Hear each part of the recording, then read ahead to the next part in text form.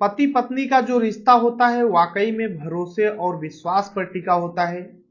लेकिन जब इन दोनों रिश्तों के बीच में कोई तीसरा व्यक्ति इंटर करता है, ये रिश्ते टूटने लगते हैं। आज की कहानी में कुछ ऐसा ही होता है।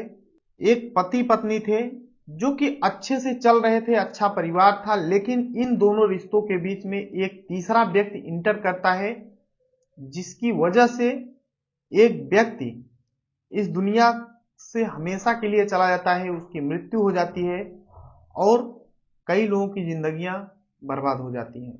क्या है पूरी कहानी बताऊंगा, बस लास्ट तक बने रहो, देखते रहो।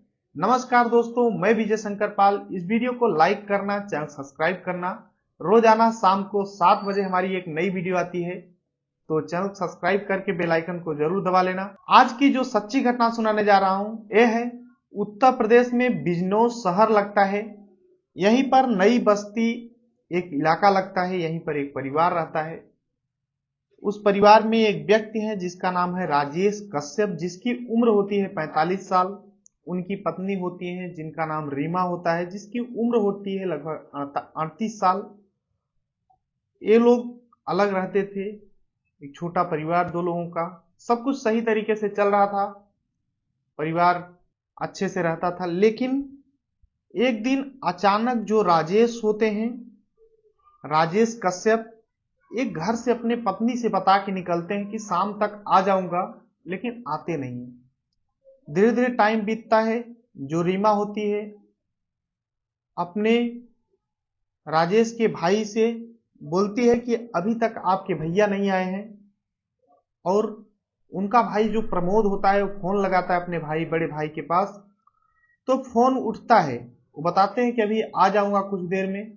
और थोड़ा टाइम बीतता है, फिर फोन लगाते हैं तो राजेश का मोबाइल स्विच ऑफ आता है। अब ये लोग ढूंढने लगते हैं, रीमा, प्रमोद और जो परिवार वाले होते हैं सब ढूंढना शुरू कर देते हैं। काफी टाइम बीत जाता है, अलग अलग जगहों पे ढूंढते हैं। तभी एक नहर के पास रीमा ले जाती है, बोलती है इधर चलो ढूंढते हैं। और वहां जब जाते हैं तो नहर के किनारे राजेश की डेड बॉडी मिलती है। अब देखते ही लोग चौंक जाते हैं, गांव के लोग भी इकट्ठा हो जाते हैं कि अचानक यहाँ पर डेड बॉडी राजेश की कैसे मिल गई। जैसे लोग इकट्ठा होते हैं, किसी ने पुलिस को फोन कर दिया, पुलिस मौके पर आ जाती है, उस लाश को अपने कस्टडी में ले लेती है और जांच पड़ताल करना स्टार्ट कर देती है। उस लाश को पोस्टमार्टम के लिए भेज देती है और पूछताछ स्टार्ट कर देती है कि आखिर इस व्यक्ति की मृत्यु हुई कैसे। किसी से दुश्मनी थी या फिर किसी से जमीनी विवाद था, क्या था। अलग अलग एंगल से जब पूछताछ करती है, प्रमोद से पूछती है, तो प्रमोद बताता है कि साहब इनसे कोई दुश्मनी किसी की नहीं थी, लेकिन एक व्यक्ति है जिसका नाम फहीम है, उससे 27 सितंबर को कुछ कहा सुनी हुई थी, झगड़ा हुआ था, तो आसपास के लोग आकर के छुड़ा दिए थे। और बाकी किसी से इसकी कोई भी इनकी दुश्मनी नहीं थी। अब पुलिस फहीम के बारे में पता करती है तो पता चलता है फहीम पेंट की पुताई, जो दीवार का पुताई होता है वही काम किया करता है। उधर पोस्टमार्टम की रिपोर्ट भी आ जाती है, उसमें स्पष्ट रूप में पता हो जाता है कि जो राजेश है इसकी मृत्यु गला घोटने की वजह से हुई है, दम घुटने की वजह से हुई है। ये भी पता हो जाता है कि उसे भारी भरकम चीज से मारा गया है। पुलिस पत्नी को गिरफ्तार करती है, यानी रीमा को, उससे पूछताछ करती है। तो पत्नी जो होती है गोल गोल बातों को घुमाती है। पुलिस को डाउट होता है, लेकिन डाउट के आधार पर किसी को तो जेल में नहीं डाल सकते, तो छोड़ देती है पुलिस रीमा को। उसके बाद रीमा का जो कॉल डिटेल होता है उसको निकाला जाता है। कॉल डिटेल निकालने के बाद पता चलता है कि एक नंबर है जिससे रीमा की लगातार बात होती है। तो पता किया गया है नंबर किसका है, तो पता चलता है कि ये तो फहीम का नंबर है। उधर भी उसका भाई प्रमोद बता रखा था कि इसकी झगड़ा हुई थी, तो पुलिस को डाउट हो जाता है। अब फहीम को पुलिस बुला लेती है, थाने उठा लेती है और उससे पूछताछ स्टार्ट कर देती है। अलग अलग एंगल से जब पूछताछ करती है तो फहीम टूट जाता है। आखिर में टूटने के बाद एक कहानी सुनाता है, जिसको सुनने के बाद आप भी चौंक जाएंगे, आप भी सोचने पे मजबूर हो जाएंगे कि इस दुनिया में इस तरीके के भी लोग होते हैं। फहीम बताता है कि फहीम का और राजेश का दोनों का दोस्ती था। राजेश राजमिस्त्री का काम किया करता था, यानी ईंट की जुड़ाई करता था। और जो फहीम था ये दीवार की पुताई किया करता था, पेंटिंग का काम किया करता था। दोनों में अच्छी खासी दोस्ती थी, सब कुछ सही तरीके से चलता था, दोनों एक दूसरे से बातें करते थे। लेकिन ये जो राजेश है ये घर बनवाता है और घर बनवाने के बाद पेंटिंग का काम फहीम को देता है कि तुम पेंटिंग करो।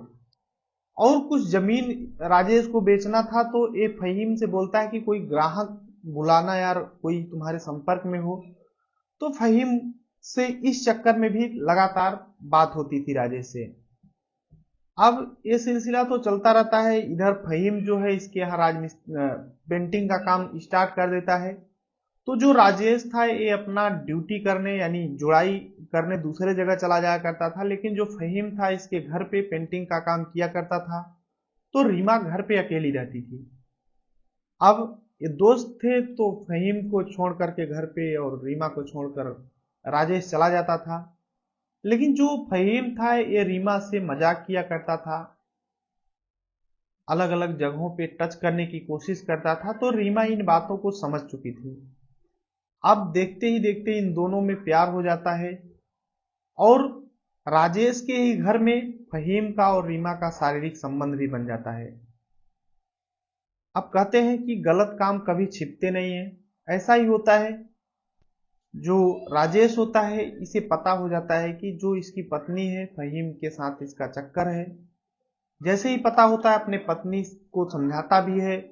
जो राजेश होता है अपनी पत्नी को समझाता भी है और डांटता भी है और फहीम को भी बोलता है तुम्हें हमारे घर आने की जरूरत नहीं है, उसे वहां से काम से निकाल देता है। और इसकी वजह से फहीम और रीमा एक दूसरे से मिल नहीं पा रहे थे, जिसकी वजह से रीमा भी परेशान हो जाती है क्योंकि फहीम से नहीं मिल पा रही थी और फहीम भी मिलने की कोशिश कर रहा था। लेकिन बिल्कुल पाबंदी लगी हुई थी, राजेश बोला था फहीम को कि इधर दिख मत जाना दोबारा। अब रीमा फहीम की फोन पे लगातार बात होती थी। तो रीमा बोलती है कि ऐसा करो, मेरे पति की वजह से आप मिल नहीं पा रहे हो तो मेरे पति को रास्ते से हटा दो। जब फहीम सुनता है तो बोलता है हाँ ये तो अच्छा बात रहेगा, अगर तुम्हारा पति राजेश इस दुनिया में नहीं रहेगा तो हम दोनों आसानी से मिल सकते हैं। जिसकी वजह से फहीम एक प्लानिंग बनाता है। प्लानिंग के चलते एक सुरेश नाम का व्यक्ति होता है जिसका राजेश से दोस्ती थी और राजेश की वजह से फहीम की दोस्ती हुई थी। सुरेश से फहीम मिलता है और बताता है पूरी घटना, बोलता है कि राजेश को रास्ते से हटाना है किसी भी हालत में। तो सुरेश भी इस घटना में शामिल हो जाता है। अब एक ट्यूबवेल होता है सुरेश का, फहीम ये जो सुरेश होता है राजेश के पास आता है, बोलता है ट्यूबवेल की तरफ चलो कुछ काम है। तो सुरेश के साथ राजेश चला जाता है और जब वहां ट्यूबवेल के पास जाता है तो सुरेश पीछे से तुरंत पकड़ लेता है राजेश को मजबूती से, और जो फहीम होता है छिपा होता है और तुरंत आता है, भारी वस्तु से मारता है जिसकी वजह से राजेश गिर जाता है और फिर उसका गला दबा करके हत्या कर देता है। हत्या करने के बाद नहर के पास ले जाता है, फेंक देता है। उसके बाद फहीम रीमा के पास फोन करता है, बोलता है कि काम हो गया, तुम्हारा पति इस दुनिया से हट चुका है, उसे नहर के पास फेंक दिए हैं। अब इधर जो रीमा होती है कला करती है, ढूंढने की कोशिश करती है, घर वालों से बताती है। घर वाले ढूंढते हैं तो इशारों इशारे में नहर के पास ले जाती है। उसे लगता है कि कोई समझ नहीं पाएगा, लेकिन कहते हैं ना गलत काम कितना भी सात्विक तरीके से करो उसका खुलासा हो ही जाता है। पुलिस के हाथ बहुत लंबे होते हैं। आखिरकार पुलिस पकड़ लेती है फहीम को, तो उसी समय सुरेश को भी गिरफ्तार कर लेती है, लेकिन रीमा जो है फरार हो जाती है। 2 नवंबर की यह घटना होती है। 2 नवंबर 2023 को ये जो राजेश है इसकी हत्या की गई थी। अब रीमा गिरफ्तार नहीं हो पाती है, वो भाग जाती है, अलग अलग जगहों पे भागती। लेकिन कहते हैं ना पुलिस के हाथ बहुत लंबे होते हैं, आप दुनिया के किसी भी कोने में हो अगर चाहे तो पकड़ लेती है। आखिरकार रीमा भी गिरफ्तार हो जाती है 2 दिन के बाद। अब पुलिस, अभी तो मामला हाल ही का है, तो पुलिस इनके खिलाफ मुकदमा दर्ज कर ली है और ये लोग अभी भी जेल के सलाखों के पीछे हैं। अब पुलिस इनका पूरा मैटर कोर्ट में ले जाएगी। उसके बाद इन्हें कितने दिन का सजा मिलता है एक कोर्ट निर्णय करेगा। बाकी इस पूरी घटना को सुनाने का उद्देश्य किसी को परेशान करना है, दुख पहुंचाना नहीं, बल्कि आप सभी को जागरूक करना है। जहां भी रहें अपना और अपनों का ख्याल रखें, सुरक्षित रहें। बाकी रीमा ने जो भी किया वाकई में गलत था, आप लोग कमेंट करके बताना। बाकी मिलते हैं नेक्स्ट वीडियो में, तब तक के लिए जय हिंद, वंदे मातरम।